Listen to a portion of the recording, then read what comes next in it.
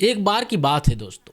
एक गांव में एक लड़का रहता था। वह लड़का पढ़ाई में बहुत होशियार था, लेकिन उसकी पढ़ाई ठीक से नहीं हो पाती थी, क्योंकि वह अपने जो घर है उसको भी चलाता था।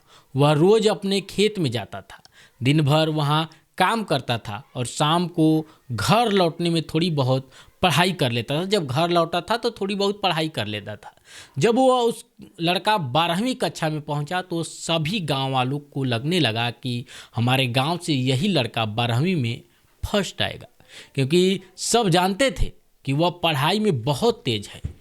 फिर 12वीं का एग्ज़ाम आया। लड़के ने मेहनत से परीक्षा दी, लेकिन जब रिजल्ट आया तो वह किसी कारण से एक सब्जेक्ट में फेल हो जाता है। यह बात जैसे ही गांव में फैली, लोगों ने उसे ताने देने लगे और उसका मजाक उड़ाने लगे। वह जब भी घर से खेत की ओर जाता, रास्ते में मिलने वाला हर व्यक्ति उसे नीचा दिखाने की कोशिश करता।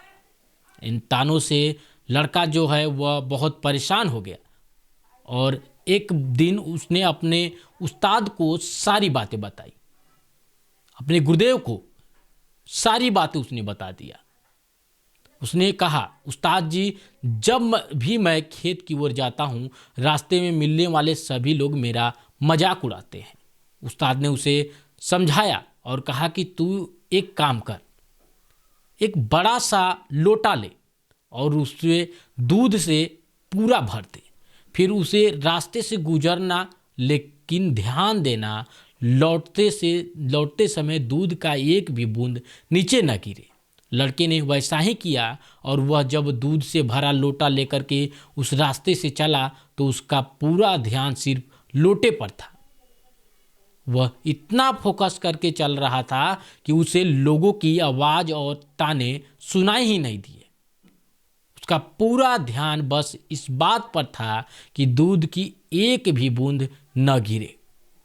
तब उसे समझ में आया कि जब इंसान अपने काम को पूरा फोकस कर लेता है तो आसपास की नकारात्मक बातें अपने आप ही बेअसर हो जाती है। इस कहानी से हमें यही शिक्षा मिलती है कि हमें अपने लक्ष्य और अपने काम में इतना डूब जाना चाहिए कि लोगों का जो ताना है और बातें और शोर हम तक जो है वो पहुंच ही नहीं पाए।